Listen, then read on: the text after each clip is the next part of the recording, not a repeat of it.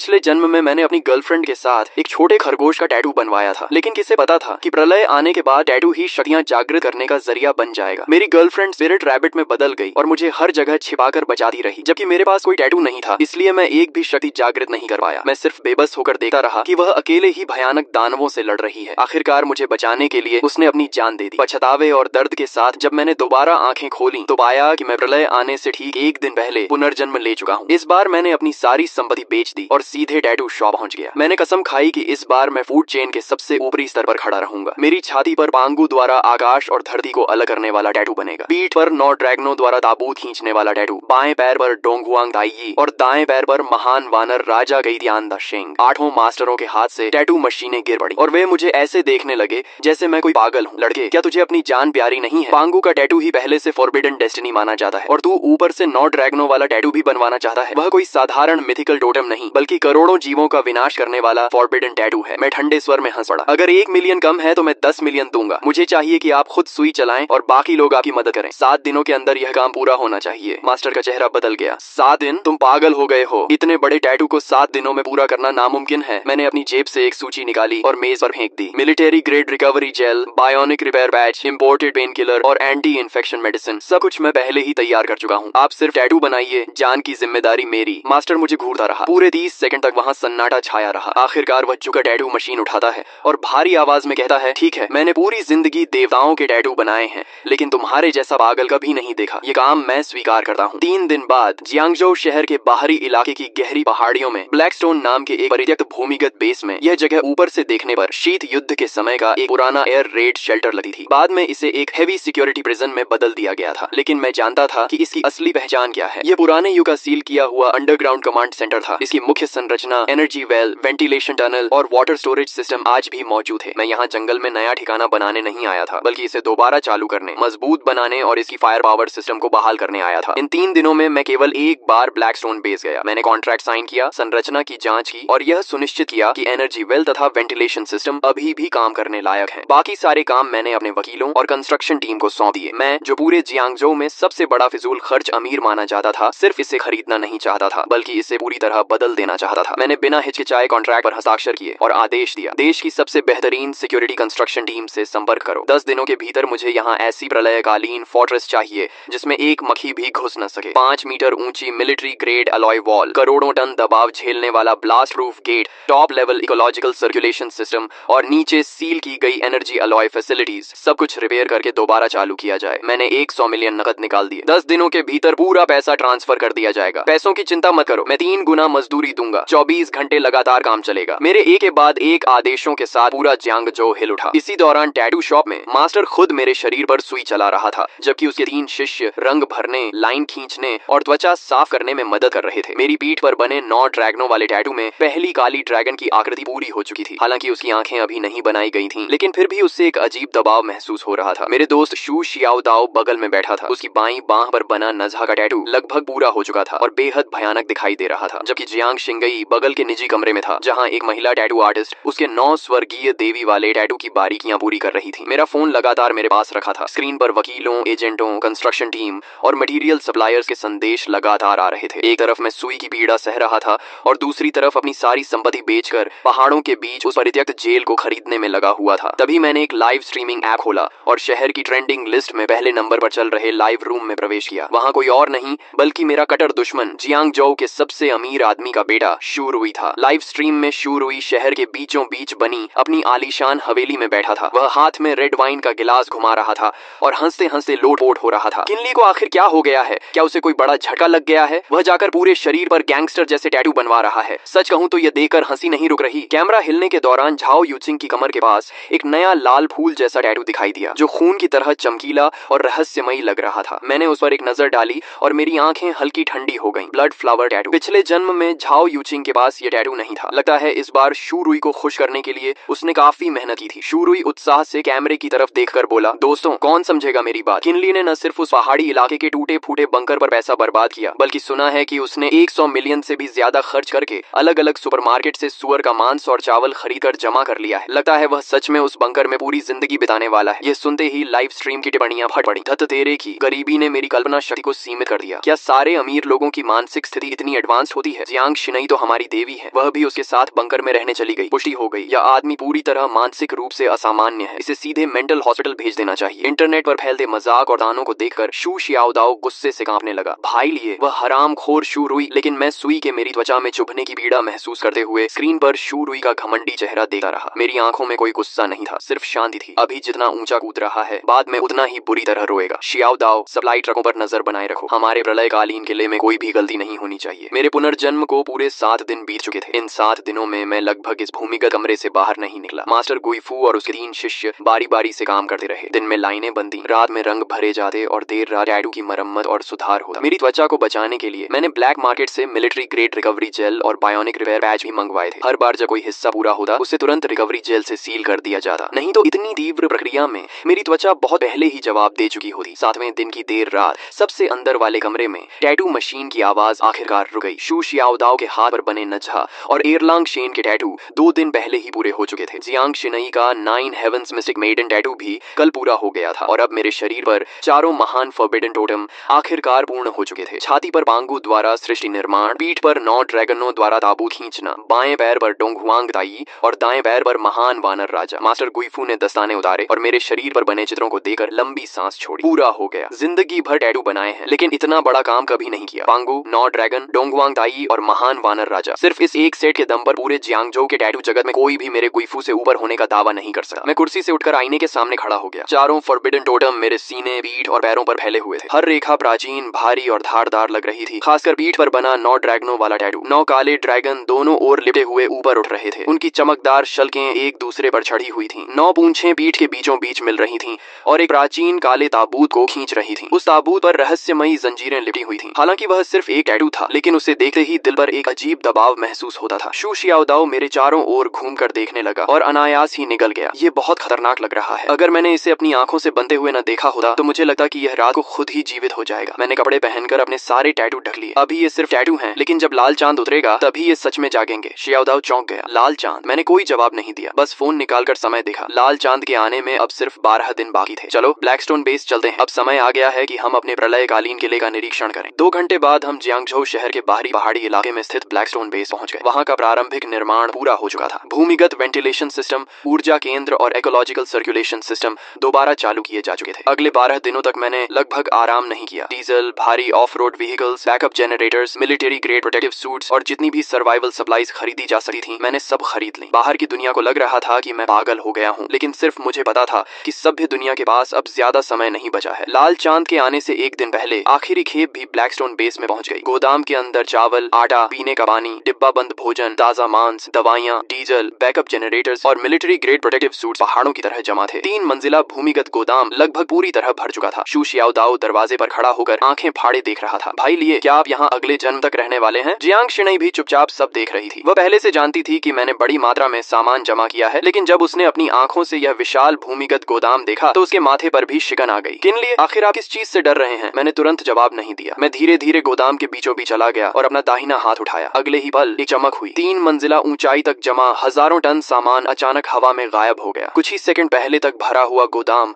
अब पूरी तरह खाली था। वहां सिर्फ भारी सामान के दबाव से बने निशान और हवा में बची डीजल तथा अनाज की गंध रह गई थी। शू शियाओदाओ वहीं जम गया। पहले उसने पलकें झपकाईं, फिर आंखें मल लीं और आखिर में दौड़कर गोदाम के बीच पहुंच गया। खाली जमीन के चारों ओर 3 चक्कर लगाने के बाद वह अचानक मेरी तरफ मुड़ा। उसकी आवाज तक बदल गई थी। धत तेरे की, सामान कहाँ गया? इतना बड़ा गोदाम भरा हुआ था। मैंने बस एक बार आंख बंद करके खोली और हजारों टन सामान गायब हो गया। यह कोई जादू है क्या? जियांग शिनई की प्रतिक्रिया शियाओदाओ जितनी नाटकीय नहीं थी, लेकिन उसकी हमेशा शांत रहने वाली आंखों में भी साफ झटका दिखाई दे रहा था। वह धीरे धीरे मेरे सामने आकर खड़ी हो गई। भाई लिए, आखिर ये सब क्या है? मैं कुछ देर चुप रहा। अब सच छिपाने का कोई मतलब नहीं था। लाल चांद के आने में 24 घंटे से भी कम समय बचा था। उन्हें सच्चाई जाननी ही थी। मैंने धीरे से कहा, ये एक पॉकेट स्पेस है। इसका संबंध मेरे शरीर में हुए कुछ विशेष बदलावों से है। पुनर्जन्म की बात मैंने अभी पूरी तरह नहीं बताई। भरोसे की कमी नहीं थी, लेकिन अभी बहुत ज्यादा सच बताना उनके मानसिक दबाव को बढ़ा देता। मैंने आगे कहा, तुम्हें सिर्फ इतना जानना है कि यह स्पेस बड़ी मात्रा में सामान स्टोर कर सकता है। इसके अंदर समय लगभग रुक जाता है। खाना खराब नहीं होगा, दवाइयाँ एक्सपायर नहीं होंगी, डीजल, हथियार और कीमती धातुएं भी लंबे समय तक सुरक्षित रह सकती हैं। शू शियाओदाओ का मुंह खुला का खुला रह गया। तो आपने इतना सारा सामान गोदाम में रखने के लिए नहीं खरीदा था, बल्कि अपने साथ लेकर चलने के लिए खरीदा था। भाई लिए, आखिर आप हमसे क्या छिपा रहे हैं? मैंने गहरी सांस ली और धीरे से कहा, कल रात जब लाल चांद आसमान में उतरेगा तब तुम सब कुछ जान जाओगे। कल रात ही 12 बजे आसमान का चांद खून की तरह लाल हो जाएगा। उसके तुरंत बाद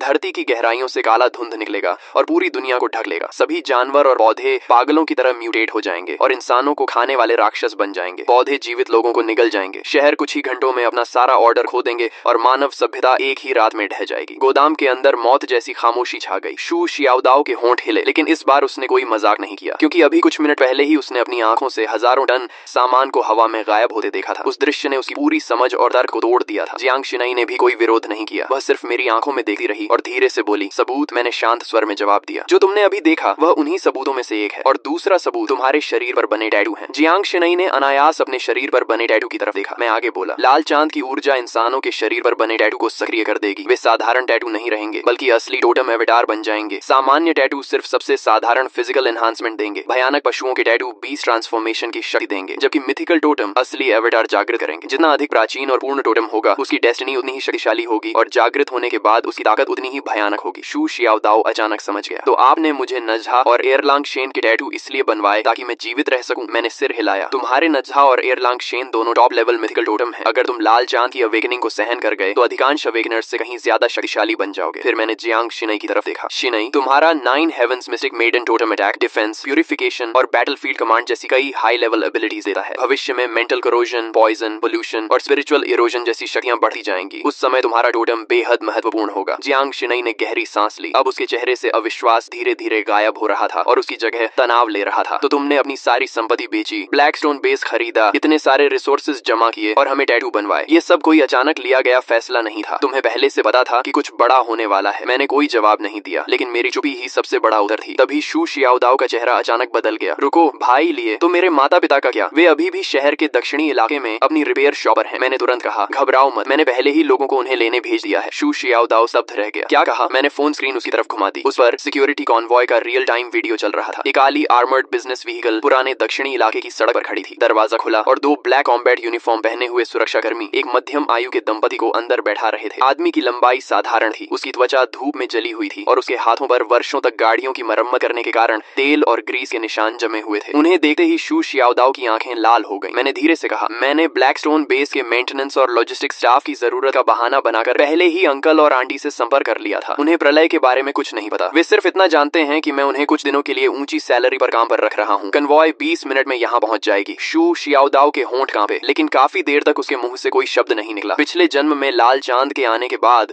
वह अपनी जान जोखिम में डालकर शहर के दक्षिणी इलाके में अपने माता पिता को बचाने गया था, लेकिन तब तक पूरा इलाका म्यूटेटेड रैट्स के झुंड से भर चुका था। उसे सिर्फ अपने पिता की टूटी हुई रिंच और अपनी माँ का पुराना एप्रन मिला था, जिसे वह कभी फेंकना नहीं चाहती थी। उसके बाद शू शियाओदाओ एक पागल आदमी की तरह हर दिन लड़ता और मारता रहा, जब तक कि आखिरकार वह एक बीस नेस्ट में मारा नहीं गया। लेकिन इस जन्म में मैं उसे दोबारा वह दर्द नहीं झेलने दूंगा। मैंने उसके कंधे पर हाथ रखा। चिंता मत करो, इस बार अंकल और आंटी की सुरक्षा की जिम्मेदारी मेरी है। शू शियाओदाओ ने सिर झुका लिया। उसके कंधे हल्के हल्के कांप रहे थे। काफी देर बाद उसने सिर उठाया। उसकी आंखें पूरी तरह लाल थीं। भाई लिए धन्यवाद। मैं बस हल्का सा मुस्कुरा दिया। जियांग शिनई ये सब चुपचाप देखती रही। कुछ देर बाद उसने धीमी आवाज में पूछा, तो मेरे पिता का क्या? मैंने शांत स्वर में जवाब दिया, जियांग अंकल अभी पूरी तरह सुरक्षित हैं। तुम जानती हो कि तुम्हारे पिता जियांग चेंगयुआन ड्रैगन नेशन के शीर्ष एनर्जी रिसर्च एकेडमिशियन हैं। आधा महीना पहले ही उन्हें सेना द्वारा राजधानी के अंडरग्राउंड बेस में ले जाया गया था, जहां वे highest level energy core project पर काम कर रहे हैं। वह जगह इस समय पूरे ड्रैगन नेशन की सबसे सुरक्षित जगहों में से एक है। यह सुनकर जियांग शिनई ने राहत की सांस ली। फिर मैंने थोड़ी देर रुकर कहा, जहां तक तुम्हारी माँ की बात है, मेरी आवाज धीमी पड़ गई। जियांग शिनई की माँ का कई साल पहले बीमारी के कारण निधन हो चुका था। यह हमेशा उसके दिल का सबसे गहरा घाव रहा था। जियांग शिनई ने आगे कोई सवाल नहीं पूछा। उसने बस हल्के से सिर हिला दिया। मैं समझ गई। मैंने उन दोनों की तरफ देखा और गंभीर आवाज में कहा, अब से ब्लैकस्टोन बेस पूरी तरह बंद रहेगा। कोई भी इस बेस से बाहर नहीं जाएगा। शू शियाओदाओ ने गहरी सांस ली और सिर हिला दिया। जियांग शिनई ने भी अनजाने में अपनी पीठ पर बने 9 हेवंस मिस्टिक मेडन के टैटू को छुआ। मैंने सिर उठाकर बेस के बाहर फैली रात की ओर देखा। सारी तैयारियां पूरी हो चुकी थीं। अब सिर्फ सही समय का इंतजार था। अगली सुबह ब्लैकस्टोन बेस के अंडरग्राउंड लिविंग एरिया में शू शियाओदाओ के माता पिता को सबसे सुरक्षित लिविंग कैबिन में रखा गया था। शू जियानगुओ अपनी जवानी में सैनिक रह चुके थे। हालांकि उन्हें यह नहीं पता था कि क्या होने वाला है, लेकिन बेस की सुरक्षा व्यवस्था देकर उन्होंने तुरंत महसूस कर लिया कि कुछ असामान्य है। उन्होंने ज्यादा सवाल नहीं किए, बस शू शियाओदाओ के कंधे पर हाथ रखकर कहा, प्रेसिडेंट चिन के साथ रहो और मेहनत से काम करो। दूसरी ओर ली गुइलान सुबह से ही किचन में व्यस्त थी। उन्होंने हम सब के लिए गर्मा गर्म डम्पलिंग्स का एक बड़ा बर्तन तैयार किया। शू शियाओदाओ खाते खाते आंखें लाल कर बैठा, लेकिन कुछ बोला नहीं, क्योंकि प्रलय आने से पहले घर का ऐसा गर्म खाना खावाना बहुत से लोगों के लिए आखिरी सपना साबित होने वाला था। पिछली रात ही मैं सारी बची हुई सप्लाईज को पॉकेट स्पेस में रख चुका था। ब्लैकस्टोन बेस बेस का आखिरी हेवी कार्बन अलॉय गेट भी तड़के पूरी तरह सील कर दिया गया था। पूरा अंडरग्राउंड फोर्ट्रेस रोशनी से जगमगा रहा था। वर्षों से बंद पड़ा अंडरग्राउंड एनर्जी कोर अब पूरी क्षमता से चल रहा था। मॉनिटरिंग स्क्रीन पर बाहर की दुनिया का 360 डिग्री व्यू दिखाई दे रहा था। शू शियाओदाओ हाथ में डंपलिंग्स का कटोरा लेकर मॉनिटर देख रहा था, जबकि जियांग शिनई विशाल स्क्रीन के सामने खड़ी होकर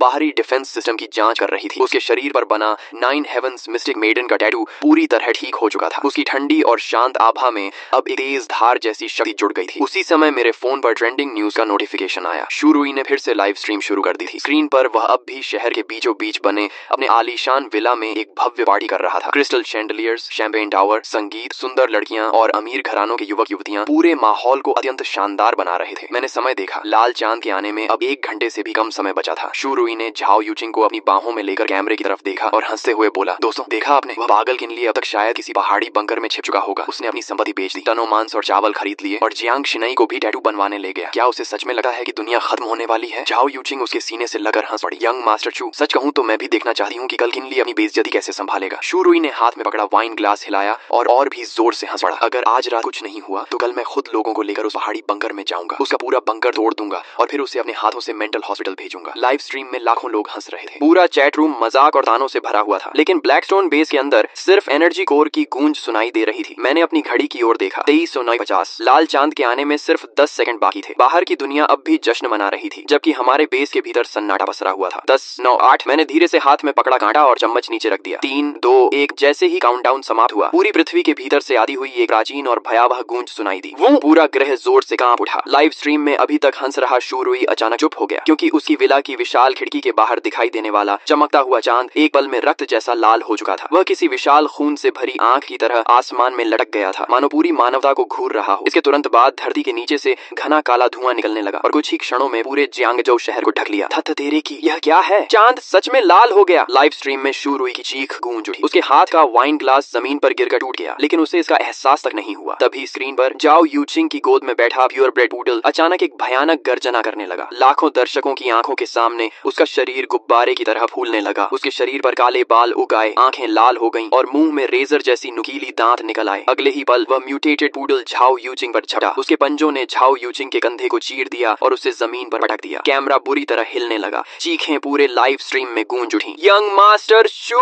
मुझे बचाइए! झाओ यूचिंग का चेहरा डर से सफेद पड़ चुका था। उसने मदद के लिए शुरुई की तरफ हाथ बढ़ाया, लेकिन शुरुई पहले ही भय से कांप रहा था। दूर रहो, मेरे पास मत आओ। वह घबराकर पीछे हटा और यहाँ तक कि उसने झाओ यूचिंग का हाथ भी लात मारकर दूर कर दिया। फिर वह सीढ़ियों की ओर भाग गया। झाओ यूचिंग जमीन पर गिरी हुई थी। उसके कपड़े खून से लाल हो रहे थे और उसका पूरा शरीर कांप रहा था, लेकिन उसे जवाब में सिर्फ शुरुई की भागती हुई पीठ दिखाई दी। म्यूटेटेड पूडल फिर से उसकी तरफ बढ़ने लगा। उसकी रक्तिम आंखें उसी पर टिकी हुई थीं। लाइव स्ट्रीम की टिप्पणियां पागलों की तरह चल रही थीं। कोई उसे बचाओ। शुरुई खुद भाग गया। अभी तक तो प्यार की बातें कर रहा था, सब खत्म हो गया। झाओ यूचिंग की आंखों में बची हुई उम्मीद धीरे धीरे खत्म हो गई। उसकी जगह गहरा क्रोध और नफरत भर गई। उसी क्षण उसकी कमर पर बना blood red spider lily tattoo चमक उठा। लाल प्रकाश की लहरें उसके शरीर से निकलने लगी। एक एक करके लाल फूलों की पंखुड़ियां हवा में प्रकट होने लगी। उसके पीछे रक्त रंग के फूलों का विशाल समुद्र उभर आया। पूरा दृश्य सुंदर भी था और भयावह भी। उसने ठंडी आवाज में कहा, तुम भी मुझे छोड़कर चले गए? सीढ़ियों तक पहुंच चुका शुरुई ये सुनकर रुक गया। वह पलटा और अगले ही क्षण उसका चेहरा सफेद पड़ गया। झाओ यूचिंग के नीचे असंख्य स्पाइडर लिलीज खिल चुकी थीं। वे जीवित प्राणियों की तरह हिल रही थीं। फूलों की बेलें आगे बढ़ीं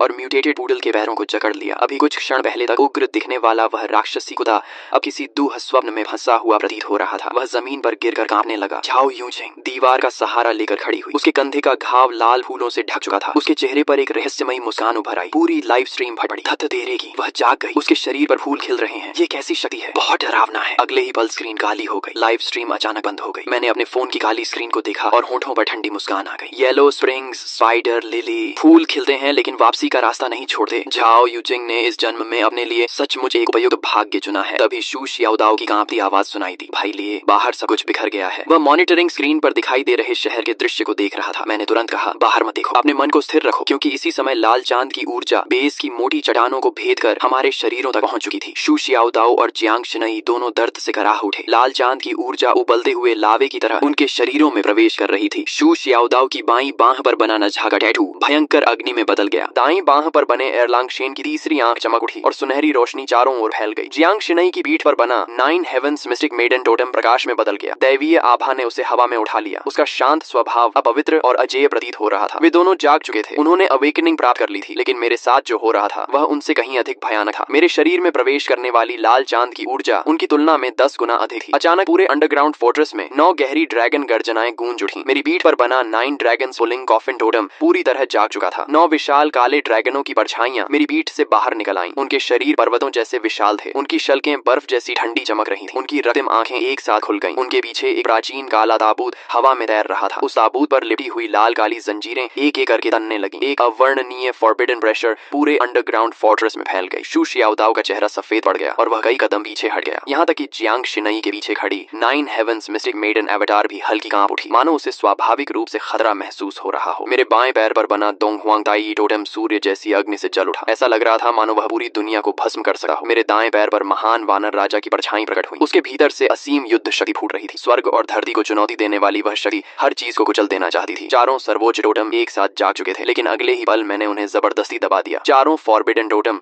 बहुत अधिक शक्तिशाली थे। मेरी वर्तमान क्षमता इतनी नहीं थी कि मैं बिना किसी कीमत के उन सबको एक साथ पूरी तरह सक्रिय रख सकूं। पांगु शक्ति का प्रतीक था। 9 ड्रैगन्स पुलिंग कॉफिन दमन और विनाश का प्रतीक था। गर्रा! म्यूटेटेड बोर किंग ने एक भयानक दहाड़ लगाई और चारों पैरों से पूरी ताकत के साथ मेरी ओर दौड़ पड़ा। उसका विशाल शरीर किसी हेवी टैंक की तरह जमीन को रौंदता हुआ मेरी तरफ आ रहा था। भाई लिए सावधान, ये लेवल 1 पीक बीस्ट किंग है। शू शियाओदाओ अनायास मेरी मदद के लिए आगे बढ़ने लगा। पीछे हटो, मैंने ठंडी आवाज में सिर्फ 2 शब्द कहे। मैं अपनी जगह से टस से मस नहीं हुआ। न मैं पीछे हटा और न ही बचने की कोशिश की। ठीक उसी क्षण जब बोर किंग के भाले जैसे नुकीले दांत मेरी छाती को भेदने वाले थे, मैंने हरकत की। कोई जटिल टेक्निक नहीं, कोई शानदार चाल नहीं। मैंने बस अपना दाहिना हाथ उठाया और मुट्ठी बांध ली। पांगु की शक्ति, मैंने मन ही मन कहा। मेरी छाती पर बना पांगु टोटेम अचानक गहरे सुनहरे प्रकाश से चमक उठा। एक धुंधली प्राचीन दैत्याकार आकृति मेरी मुट्ठी पर इकट्ठी होने लगी। अगले ही पल मैंने मुक्का चलाया। धड़ाम! कई टन वजनी म्यूटेटेड बोर किंग चीखने तक का मौका नहीं पा सका। उसका विशाल शरीर कीचड़ की तरह जमीन पर गिर पड़ा। एक ही मुक्के में लेवल 1 पीक बीस्ट किंग का इंस्टेंट किल। उसी समय मेरी पीठ से 9 गहरी ड्रैगन गर्जनाएं सुनाई दी। 9 ड्रैगन पुलिंग कॉफिन की विशाल छाया मेरे पीछे प्रकट हो गई। 9 काले ड्रैगनों ने धीरे धीरे अपनी रक्तिम आंखें खोली और उस प्राचीन काले ताबूत को खींचते हुए आकाश में मंडराने लगे। 9 ड्रैगन सप्रेशन! मेरी आवाज गूंजी। गड़गड़ा! काले ताबूत की छाया हल्के से कांपी। अगले ही पल ऐसा दबाव फैला मानो नरक की सबसे गहरी खाई से कोई शक्ति निकल आई हो। पूरा जंगल उस भयावह दबाव में डूब गया। आसपास मौजूद निम्न स्तर के म्यूटेटेड बीस्ट्स डर के मारे जमीन पर गिर पड़े। जियांग शिनई मेरे पीछे खड़ी थी। उसकी शांत आंखों में भी आश्चर्य की झलक साफ दिखाई दे रही थी। मैंने कोई स्पष्टीकरण नहीं दिया। मैं सीधे मरे हुए म्यूटेटेड बोर किंग के पास गया और उसके सिर को काट डाला। उसके मस्तिष्क के भीतर से अंगूठे के आकार का एक लाल चमकता क्रिस्टल बाहर निकला। मैंने उसे अपनी हथेली में उठा लिया। बीस्ट कोर, प्रलय के बाद सबसे महत्वपूर्ण रिसोर्स। मेरे होंठों पर हल्की मुस्कान उभरी। प्रलय की पहली कमाई मिल गई। मैंने उस क्रिस्टल कोर को अपने पॉकेट स्पेस में रख लिया। जैसे ही कोर अंदर गया, मुझे साफ महसूस हुआ कि पॉकेट स्पेस हल्का सा कांपा। उसका विस्तार बहुत कम हुआ था, लेकिन वह सचमुच थोड़ा बड़ा हो गया था। पिछले जन्म में इंसानों ने जल्दी ही पता लगा लिया था कि बीस्ट कोर सिर्फ अवेकनर्स की शक्ति बढ़ाने के लिए ही नहीं, बल्कि स्टोरेज स्पेस को भी मजबूत करने में सक्षम है। मैंने शू शियाओदाओ और जियांग शिनई की ओर देखा। इन सभी बीस्ट के कोर निकाल लो और मांस भी बर्बाद मत करना। इवोल्यूशन के बाद उनका मांस लंबे समय तक स्टोर किया जा सकता है। समझ गया? शू शियाओदाओ तुरंत उत्साहित हो गया, लेकिन तभी दूर पहाड़ी रास्ते की दिशा से अफरा तफरी की आवाजें आने लगी। बचाओ बचाओ! हमने मुड़कर देखा। लगभग दर्जन भर आदमी बुरी हालत में जान बचाकर हमारी दिशा में भाग रहे थे। वे गिरते पड़ते ब्लैकस्टोन बेस की तरफ दौड़ रहे थे। उनके पीछे चीते जितने बड़े कई म्यूटेटेड ब्लड ब्लेड मैंटिसेस उनका पीछा कर रहे थे। मैंने आंखें सिकोड़कर ध्यान से देखा। सबसे आगे दौड़ रहा आदमी मुझे पहचान में आ गया। लियू फैटी, वही कॉन्ट्रैक्टर जिसने ब्लैकस्टोन बेस के बाहरी निर्माण का काम संभाला था। पिछले जन्म में जब मैं बर्बाद हो चुका था, इसी आदमी और उसके साथियों ने मुझे और भी मुसीबत में धकेल दिया था। उन्होंने मेरा इस्तेमाल करके खुद को बचाया था। बॉस चिन, यंग मास्टर चिन, हमें बचा लीजिए! लियू फैटी चीखते हुए मेरी तरफ दौड़ा। जल्दी हमें अंदर आने दीजिए, हम सब जियांगझोउ के ही लोग हैं। आप हमें मरने के लिए नहीं छोड़ सकते। मैं वहीं खड़ा रहा और ठंडी निगाहों से उसे देखता रहा। मरने के लिए नहीं छोड़ सकता? मेरी आंखों में बर्फ जैसी ठंडक चमक उठी। पिछले जन्म में जब तुम लोगों ने मुझे धक्का देकर मौत के मुंह में भेजा था, तब क्या तुम्हें याद था कि हम सब एक ही शहर के लोग हैं? लियू फैटी स्तब्ध रह गया। वह मेरे शब्दों का मतलब नहीं समझ सका, लेकिन मेरी आंखों में जो भाव था उसे वह अच्छी तरह पढ़ सकता था। वह किसी उद्धारकर्ता की नजर नहीं थी। वह ऐसी नजर थी जो मृत व्यक्ति को देखती है। मैंने धीरे धीरे अपना दाहिना हाथ उठाया। मेरा बंकर कचरे को अंदर नहीं आने देता। इतना कहकर मैंने उंगलियां चटकाई। अगले ही पल ब्लैकस्टोन बेस के बाहर लगी विशाल अलॉय वॉल अचानक सक्रिय हो गई। करोड़ों वोल्ट की हाई वोल्टेज इलेक्ट्रिसिटी दीवार पर दौड़ गई। सबसे आगे दौड़ रहे ब्लड ब्लेड मैंटिसेस सीधे बिजली की चपेट में आ गए। धड़ाम धड़ाम धड़ाम। कई म्यूटेटेड मैंटिसेस हवा में उछल गए और जलते हुए दूर जा गिरे। लियू फैटी का चेहरा पल भर में राख की तरह सफेद पड़ गया। लियू फैटी डर के मारे जमीन पर गिर पड़ा। यंग मास्टर चिन, मुझसे गलती हो गई। मैं सच में गलत था, लेकिन मैंने उसकी ओर दोबारा देखा तक नहीं। मैं बेगुनाहों का बेवजह कत्ल नहीं करता, लेकिन दुश्मनों को नहीं बचाता और बुरे लोगों को जरूर खत्म करता हूँ। मैं मुड़कर वापस बंकर की ओर चला गया। मेरे पीछे भारी अलॉय गेट धीरे धीरे बंद हो गया। दरवाजे के बाहर से आती चीखें और भगदड़ की आवाजें जल्द ही अंधेरे और म्यूटेटेड बीस्ट के बीच गायब हो गईं। लाल चांद के आने के तीसरे दिन बाहरी दुनिया पूरी तरह नरक बन चुकी थी। शहर के बीचों बीच हर तरफ टूटी हुई गाड़ियां और खंडहर बिखरे पड़े थे। आवारा बिल्लियां और कुत्ते बैलों जितने बड़े हो चुके थे और झुंड बनाकर सड़कों पर बचे हुए इंसानों का शिकार कर रहे थे। लेकिन इसी समय ब्लैकस्टोन बंकर के अंदर मक्खन वाले हॉट पॉट की खुशबू फैली हुई थी। शू शियाओदाओ मुंह में भरा हुआ खाना चबाते हुए बोला, भाई लिए, अगर प्रलय में रोज ऐसा खाना मिले तो मुझे कोई दिक्कत नहीं है। जियांग शिनई ने उसे घूर कर देखा। जरा बाहर जाकर देखो, फिर बोलना। शू शियाओदाओ तुरंत चुप हो गया। मैंने ठंडी बीयर का घूंट लिया और सोफे पर टिक गया। तभी अचानक तेज अलार्म बज उठा। बीप बीप बीप, चेतावनी, बाहरी सुरक्षा क्षेत्र में बड़ी संख्या में हीट सोर्सेज पाए गए हैं। मैंने तुरंत मॉनिटरिंग स्क्रीन चालू की। बंकर से लगभग 1 किलोमीटर दूर पहाड़ी रास्ते पर काले बादल की तरह लोगों की भीड़ हमारी ओर बढ़ रही थी। कम से कम 5 से 600 लोग थे। उनके हाथों में मचेडीज, स्टील पाइप्स और कई लोगों के पास ऑटोमेटिक राइफल्स तक थी। सबसे आगे एक गंजा भारी शरीर वाला आदमी चल रहा था, जिसके शरीर पर एक विशाल रक्तिम अजगर का टैटू लिपटा हुआ था। चिंगलोंग गैंग का सरगना लोंग वू। पिछले जन्म में यह आदमी अपने S rank blood Python totem के बल पर शुरुआती प्रलय काल में अत्याचार करता फिरता था। मुझे उम्मीद नहीं थी कि इस जन्म में वह सीधे मेरे बंकर पर नजर डाल देगा। स्क्रीन पर लोंग वू अपना विशाल चाकू कंधे पर रखे चिल्ला रहा था, अंदर छिपे कायरों, मुझे पता है कि तुमने कई जन्मों जितना राशन जमा कर रखा है। अभी दरवाजा खोलो, सारा सामान और औरतें हमें सौंप दो। अगर मेरा मूड अच्छा हुआ तो तुम्हें जिंदा छोड़ दूंगा, नहीं तो आज मैं इस पूरे बंकर को उड़ा दूंगा। शू शियाओदाओ गुस्से से खड़ा हो गया। ये हरामखोर जियांग शिनई तक पर नजर डाल रहे हैं। लेकिन मैं मुस्कुरा दिया। घबराओ मत, करोड़ों खर्च करके जो डिफेंस सिस्टम लगाया है उसे काम करने का मौका तो मिलना चाहिए। बाहर लोंग वू काफी देर तक इंतजार करता रहा। जब कोई जवाब नहीं मिला तो वह गुस्से से चिल्लाया, चेहरा दिखाने की भी हिम्मत नहीं है, रॉकेट लॉन्चर तैयार करो, इस दरवाजे को उड़ा दो। 3 रॉकेट मिसाइल्स आग की लकीर बनाते हुए बंकर के गेट से टकराई। धड़ाम धड़ाम धड़ाम, विस्फोटों की आवाज रात के आसमान में गूंज उठी। चिंगलोंग गैंग के लोग खुशी से चिल्लाने लगे, उड़ गया होगा। क्या प्रलय किला? हमारे बॉस लोंग के सामने सब कबाड़ है। लेकिन जैसे ही धुआं छंटा, सबकी मुस्कान जम गई। चांदी जैसे रंग का विशाल एलॉय गेट अब भी वहीं खड़ा था। उसकी सतह पर एक खरोंच तक नहीं आई थी। लोंग वू का चेहरा बदसूरत हो गया। फिर से हमला करो। तभी दीवार के ऊपर लगे मेटल पैनल्स धीरे धीरे खुलने लगे। कड़क कड़क कड़क, छिपे हुए कंपार्टमेंट से 12 6 barrel Gatling heavy machine guns बाहर निकल आईं। उनके काले मुंह सीधे भीड़ बढ़ गए। मॉनिटरिंग रूम में बैठा मैं हाथ में वाइन ग्लास लिए शांत स्वर में बोला, एक बार चेतावनी दो। अगले ही पल बाहरी ब्रॉडकास्ट सिस्टम गूंज उठा, यह ब्लैकस्टोन बेस की निजी संपत्ति है, तुरंत यहाँ से चले जाओ, अन्यथा परिणामों के लिए स्वयं जिम्मेदार होंगे। निजी संपत्ति? लोंग वू हंस पड़ा। भाड़ में गई निजी संपत्ति, सब लोग हमला करो। मैंने अपना वाइन ग्लास मेज पर रखा। फायर। अगले ही सेकंड 12 गैटलिंग गन्स एक साथ गरज उठी। तड़ तड़ तड़ तड़ तड़, आर्मर पियर्सिंग बुलेट्स का तूफान पहाड़ी रास्ते पर टूट पड़ा। चिंगलोंग गैंग के लोग दर्जनों की संख्या में गिरने लगे। सिर्फ 30 सेकंड में पूरा इलाका चीखों से भर गया। 200 से ज्यादा गुंडे जमीन पर तड़प रहे थे। बाकी बचे लोग डर के मारे पीछे भागने लगे। मैं मॉनिटरिंग रूम में बैठा रहा। मेरे चेहरे पर कोई भाव नहीं था। प्रलय में कुछ लोग बचाए जाने के लायक नहीं होते। Cease fire. मैंने फायर कंट्रोल बंद कर दिया। बाहर 500-600 लोगों की भीड़ अब आधे से भी कम रह गई थी। लोंग वू खून से लथपथ उठ खड़ा हुआ। कमीने, मैं तुझे जिंदा नहीं छोड़ूंगा। उसका पूरा शरीर रक्तिम शल्कों से ढका हुआ था। S rank blood Python awakener होने के कारण उसकी लाइफ फोर्स और डिफेंस असाधारण थी। साधारण गोलियां उसे आसानी से नहीं मार सकती थी। अर्थ टाइप अवेकनर्स, सुरंग खोदो, आज अंदर के लोगों को मारे बिना वापस नहीं जाएंगे। पंगोलिन टैटू वाले कई अवेकनर्स तुरंत जमीन खोदने लगे। मैंने स्क्रीन देखकर ठंडी हंसी हंसी। मरने की जल्दी है इन्हें। मैं उठ खड़ा हुआ। शियाओदाओ, शिनई, बेस संभालो, मैं बाहर का कचरा साफ करके आता हूँ। भारी अलॉय गेट धीरे धीरे खुल गया। मैं अकेला बाहर निकल आया। लोंग वू ठहाका मारकर हंसा। आखिर मौत स्वीकार करके बाहर आ ही गया। उसके इशारे पर 200 से ज्यादा बचे हुए गुंडे हथियार लेकर मेरी ओर टूट पड़े। मैं वहीं खड़ा रहा। फिर मैंने धीरे धीरे अपना बायां पैर आगे बढ़ाया। बाएं पैर पर बना दोंगवांग तई टोटम गहरे सुनहरे प्रकाश से चमक उठा। ऐसी गर्मी फैलने लगी मानो पूरी दुनिया पिघल जाएगी। Solar true fire. मैंने पैर जमीन पर दे मारा। धड़ाम, सुनहरी आग का समुद्र चारों ओर फैल गया। सबसे आगे दौड़ रहे दर्जनों गुंडे छूते ही हवा में उछल गए। जमीन काली पड़ गई। लोहे के हथियार पिघलकर तरल धातु बन गए। इतनी भयानक गर्मी थी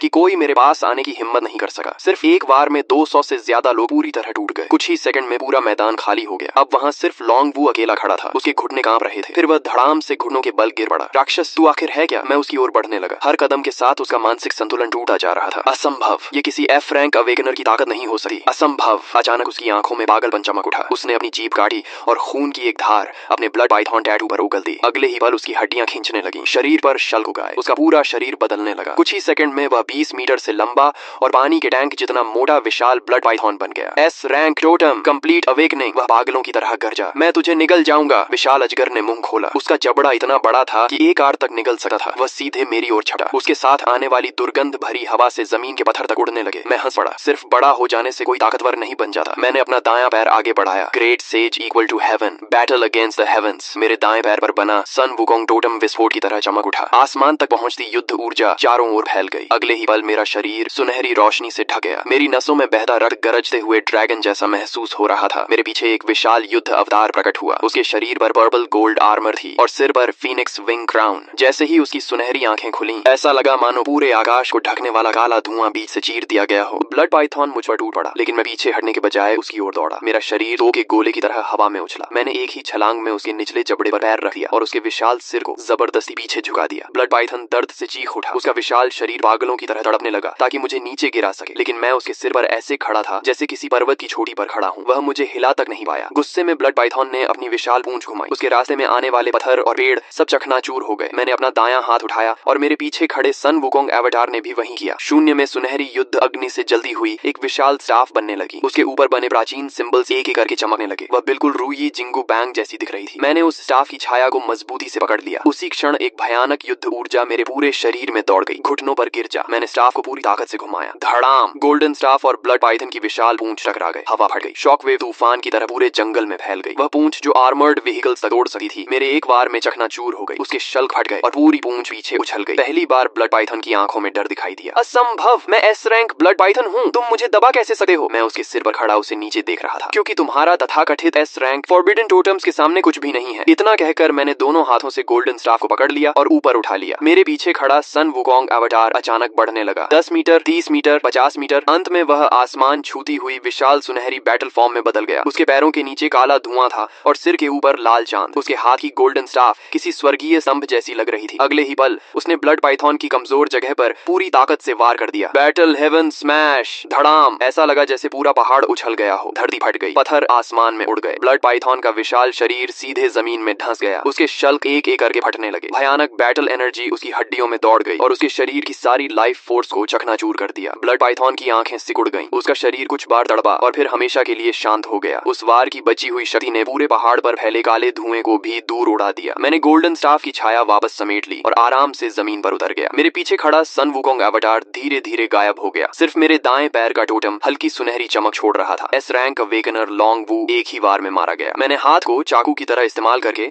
ब्लड पाइथन का सिर काटा और उसके अंदर से गहरी लाल रोशनी छोड़ता हुआ 20 कोर निकाल लिया। बुरा नहीं है, एस रैंक टोटम से बना कोर किसी काम का तो है। मैंने उसे अपने पॉकेट स्पेस में रख लिया और वापस बंकर की ओर चल पड़ा। मेरे पीछे पड़े घायल और बचे हुए गुंडों में से किसी की भी हिम्मत नहीं हुई कि मेरी ओर नजर उठाकर देख सके। युद्ध खत्म होने के बाद मैंने सैकड़ों 20 कोर्स इकट्ठे किए। उनमें ज्यादातर लो लेवल कोर्स थे, लेकिन संख्या बहुत ज्यादा थी। जैसे जैसे उनकी ऊर्जा पॉकेट स्पेस में समाती गई, मैं साफ महसूस कर सकता था कि स्पेस लगातार बड़ा हो रहा है। मेरे शरीर की ओरिजिन पावर भी पहले से ज्यादा मजबूत होती जा रही थी। लेकिन सबसे बड़ी खुशी मुझे किसी और चीज से मिली। मेरी पीठ पर बना 9 ड्रैगन पुलिंग कॉफिन टोटम पहले से ज्यादा स्पष्ट हो गया था। उस प्राचीन काले ताबूत पर बंधी 9 स्टार चेन्स में से पहली चेन हल्की सी हिलने लगी थी। मैंने आंखें बंद की और टोटम से आधी जानकारी को महसूस किया। 9 ड्रैगन पुलिंग कॉफिन सिर्फ सप्रेशन टाइप टोटम नहीं था। इसकी असली ताकत डिवावर करने में थी। 20 कोर्स को डिवावर करना, दुश्मनों के टोटम फ्रैगमेंट्स को डिवावर करना और हर उस एनर्जी को डिवावर करना जिसे शक्ति में बदला जा सके। फिर वही शक्ति मुझे वापस मिलती थी और मेरे शरीर, ओरिजिन पावर और पॉकेट स्पेस को मजबूत बनाती थी। इस एबिलिटी का नाम था कॉफिन डिवावर। लेकिन पहली चेन अभी पूरी तरह नहीं खुली थी। इसे पूरी तरह सक्रिय करने के लिए मुझे और भी हाई लेवल 20 कोर चाहिए था। कम से कम लेवल 5 20 कोर। Level 5 core. मैंने आंखें खोली और मुस्कुरा दिया। पिछले जन्म में रेड मून के आने के कुछ समय बाद ईस्ट सी में एक लेवल 5 सी बीस्ट दिखाई दिया था। वह लगभग पूरे जांगजो को नष्ट कर देता, लेकिन इस जन्म में उसका कोर मेरा होगा। मैं दोस्तों, इस मैनहवा के अभी तक इतने ही पार्ट्स आए हैं। जैसे ही इसके आगे के पार्ट्स रिलीज होंगे, मैं उन्हें जल्दी ही इट्स युवा पर एक्सप्लेन